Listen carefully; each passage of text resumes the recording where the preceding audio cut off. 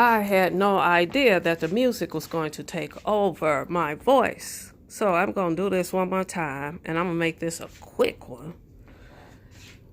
I am ready to lay it down and relax. This is a picture. This is a Yoruba artist. It's celebrating the vessel that brings in the new life or that new gift. The name of the picture is Mama Africa. The name of the artist is on the bottom and the year. So it's in celebration of that vessel that brings in new life, that carries that life for 9 months, that nurtures within and part of their life until the umbilical cord has been cut, and still nurtures until that vessel is no longer here. This is a celebration of being just a kid, not a care in the world. All of these are by black painters. All of these are oil paints. It's been on me to take them and get them framed, which I plan on doing. This is the bond between the mother and the child. This is basically showing you that you can do anything you want. Your mind is made to do anything you want. This is one of the most beautiful books written by Zora Neale Hurston. The Eyes Were Watching God. Lorraine Hansberry wrote beautiful books during the Black Renaissance. This book, Training Black Spirit, Ethnics for African American Teens. The reason why spirit is used is because so many of our children's spirits have been broken. Whenever a parent, whenever a stranger, whenever a school teacher, whenever anyone that has your child's ear tells your child that they're not capable of doing what they aspire to do, that they're not capable of learning what they need to learn, they're breaking their spirit. This can happen in infancy, before they enter kindergarten. You must be careful what you say to your child. So this is a new one that I picked up because I work with a lot of teens. And not only does it give you information on training the spirit so it won't be broken, it gives you the symbolism of everything and what it means. Personally, for me, when I get tattooed, it's all symbolism. Almost every symbol that is on here, I have on my body. It is telling a story. We are the original Jews. I don't believe in answering questions with somebody told me or I heard. And I have a set of 12-year-old great nieces. Very, very intelligent, very logical. And when I said, when someone asks you a question, don't answer it with, well, someone told me or I heard. Always be able to reference where you got the information from. Reference the book. reference the author of the book. And as a 12-year-old, she asked me, well, what if what you read in that book is not true also? Well, she caught me right there. Because everything is propaganda. Everything written is someone's opinion. We don't actually know if it's fact or fiction. And she's right. Just because I'm reading this doesn't make it necessarily true. However, it's better to seek it and then to digest it, and then for you to make it make sense. Or is it logical? Is it possible? That's really what they mean about make it make sense. This book right here, a lot of people on YouTube, especially content creators, really need to get this. The Nigger of Narcissists. There's a lot of narcissistic people. And there's a lot of mentally ill people on YouTube. And that is a subject that is not spoken on. They can speak on children. They can speak on disabilities as far as not animation, but the autonomy of the body. But they don't speak on the illness in the brain. A lot of it comes from genetics. A lot of it comes from thyroid. Mental illness is a genetic illness that runs in the family. And when I did the video yesterday, and I played back Fabe from 11 months ago, and she brought up about taking the L and to take the pill. And she, was in the dark and pretending like she was cutting up a pill.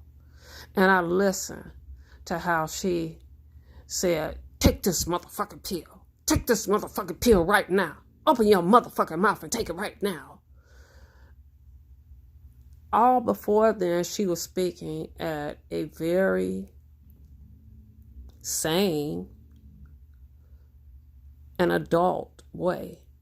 But when she got to that, it sounded like that's what she was told as a child. And that's how she was spoken to as a child.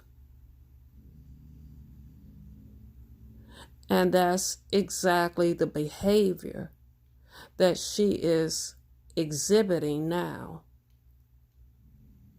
When she was shown on the telephone for hours and hours, and after a while, she just lost it.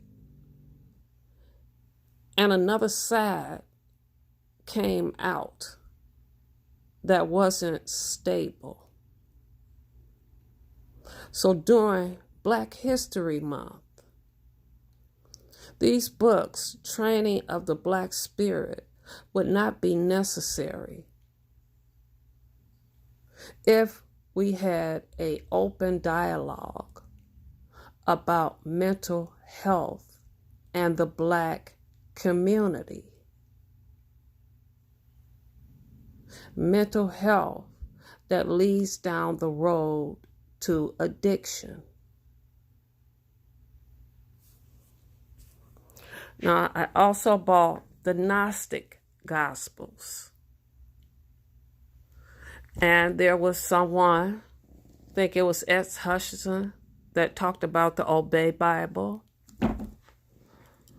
Well, I wasn't going to debate her about the Obey Bible and about being blessed over by an obey shaman. Why would I mention anything about that? And I don't know anything about it. I've never read anything about it. But now I do. From where your forefathers came from, there were many different religions.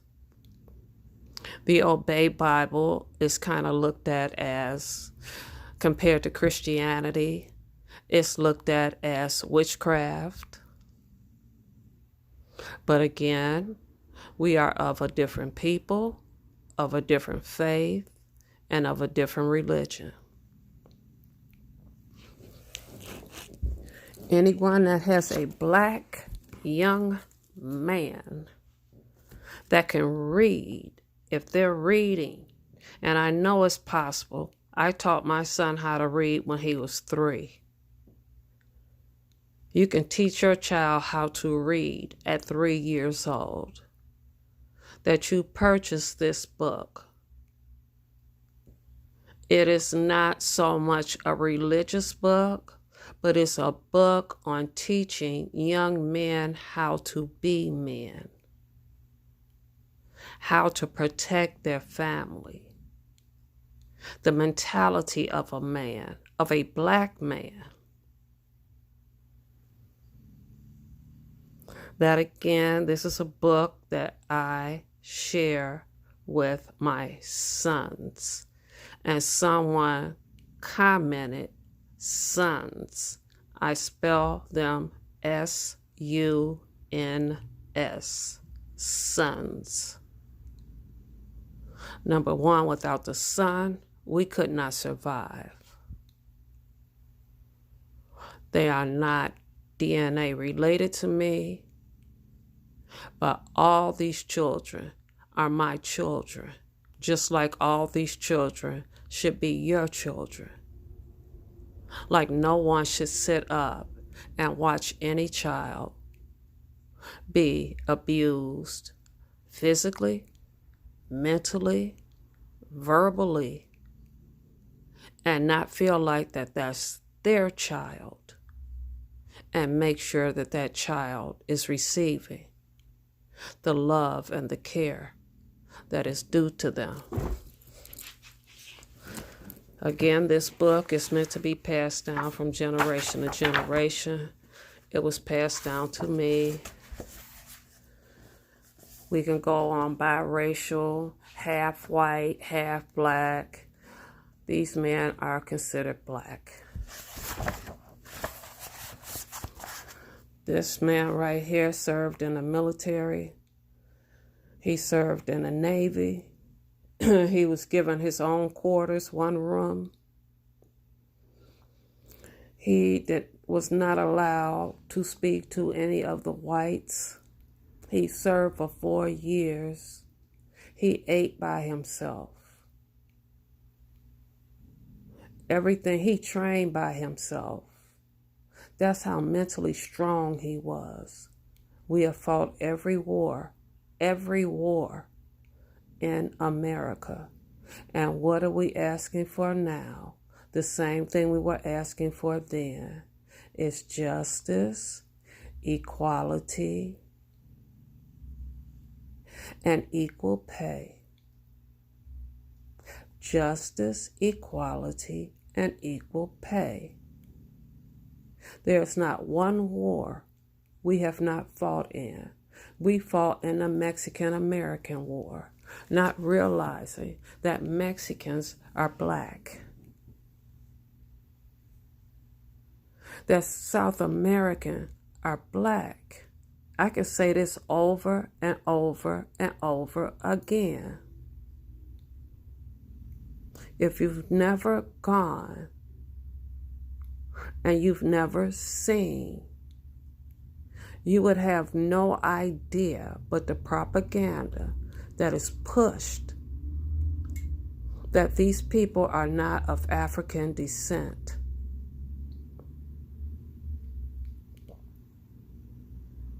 Europe had nothing but disease. indentured slavery, the trading of spices, of cotton, of linen, of things that they did not have.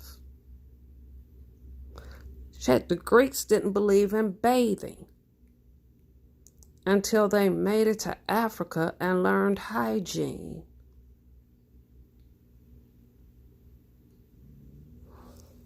But I really want to take more time to go through this book because it covers not only from slavery, but up until the late 70s.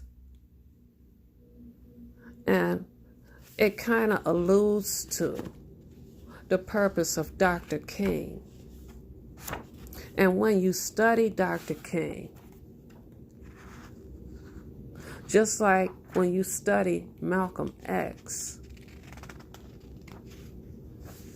they were no different than any, or the people surrounding them were no different than any snitch or anyone working for the CIA. Before the movie Who Killed Malcolm X is taken off of Netflix, please take your time and watch it.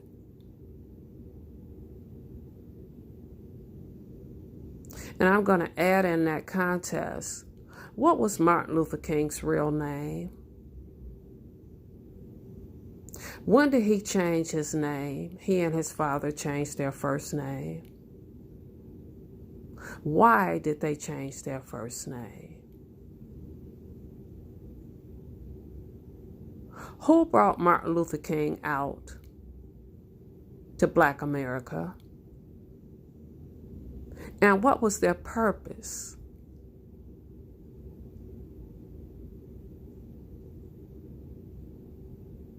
I'm tired of saying you have to question the question, the question. Blaxploitation movies. What is the word? I'm an exploitation. Blacks weren't allowed to make movies. And when they did make movies, what were the movies about? Drug dealers, pimps. The first blaxploitation movie I saw was Sweet Sweetback. And that was mainly a sexual movie, like we were some type of sexual animals. Then it was Superfly,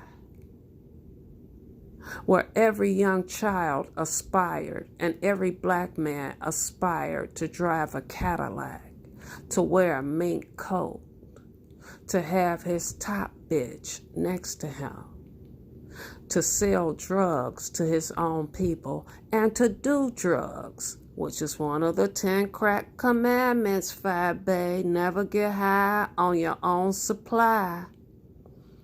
See, you can't sell it and do it. That you got to keep asking for that moolah. So when that movie came out, every young person wanted to, and every black man wanted to have that fine woman on his arm, wanted to have that Cadillac, wanted to sell drugs. He knew fast money was them drugs. But you got to go back, way back to that Godfather on how those drugs got here. You got to watch The Godfather of Harlem. These movies you can find on YouTube. Bumpy Jones. Bumpy Jones was the first one that brought drugs to Harlem via the Italian mafia. And that story was told in The Godfather. You all are watching the wrong movies. You're watching the wrong movies because they hide nothing from you. Yes, they say if you want to keep things from black people, put it in a book. Now If you want to try to educate black people in a movie, put it in a movie. But if it's not about killing, and if it's not about some damn cartoon character, nobody's going to go and watch it. The truth about Harriet Tubman, she was not the only person for the Underground Railroad.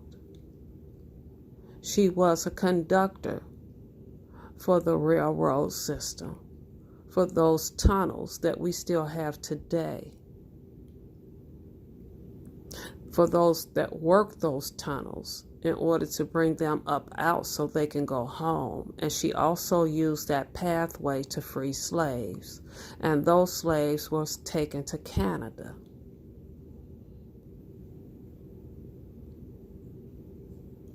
The way that she knew of a safe house, somebody please answer that for me, because that is something that we have gotten away from. That is a tradition that we have gotten away from. How does she know it was a safe house, that there were abolitionists that were going to protect them? So this whole entire platform can do I don't call it a 180, it's a 360. You're born to die. And if you're not learning anything day to day, in my opinion, you're a waste. There are people on here speaking on children that have autism. But the funny thing about it is that those children were made special by the Most High. Those are the ones that you find are your top surgeons, your top professors, the ones that invent things. You wouldn't be on YouTube. There would be no Google.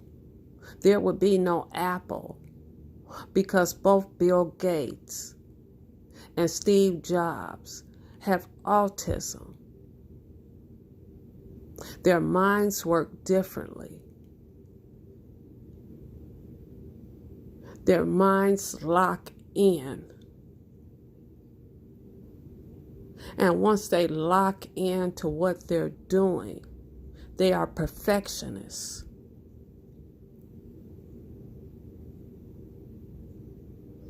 Those are what you would almost call your indigo or your star seed adult or child. They get very agitated quickly. They have very low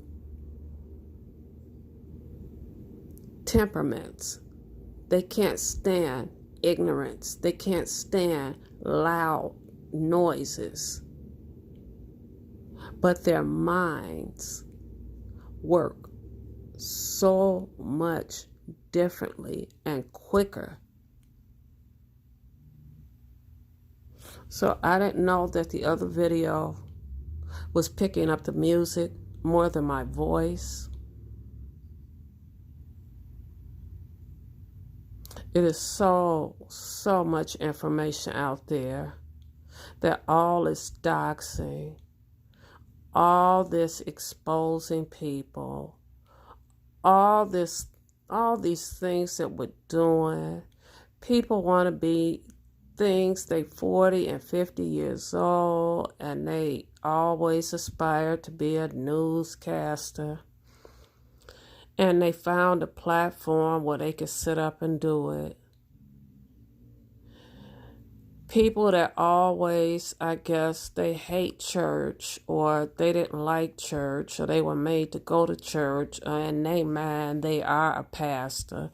They were called on amongst the Most High, get on here, and it's a bunch of foolery. It's a bunch of foolery. The Heart of Philadelphia, I wish I knew you were going to write a book, because when this book comes out, it is also going to include pages and references from psychiatric certified mental health doctors who are going to be looking at videos, not just one or two, but quite a few videos of different people, and from their behavior, be able to diagnose exactly what is wrong with them. There's going to be school teachers that will have a look at this information and all of the videos that I have and make recommendations if it should be in the school system, because now YouTube is pushing this to students. But this is not going to be a pamphlet. This is going to be a well-written book collaborated with mental health and real scholastic intellectual people, not those that go online and get their degree or they print up a degree. But it's very pertinent that we know why this sector is being allowed to continue, why they have cut down every channel that is out here to teach you. But if YouTube considers it conspiracy, they take the channel down, but they allow all this black on black hate and all this doxing to continue. And for those who have been doxxed, for those who have been cyberbullied, and you own a home and you have home insurance, you can now take out insurance and you can sue the person for cyberbullying. Right now, I can sue Phi Bay for cyberbullying. I can sue Tracy D for cyberbullying, for threatening. When anyone gets into your funds, when anyone puts your address or puts you in harm's way, yes, they sell insurance for that now. So, again, I said this was going to be short. I didn't know the music was taking over my voice. We're still going to break down language. You're still going to understand that your last name is not the last name of your slave master. You're going to understand when last names came in and how you got your last name. So I'm going to leave you with love and light, peace and blessings. And may Allah keep you in his highest of favor.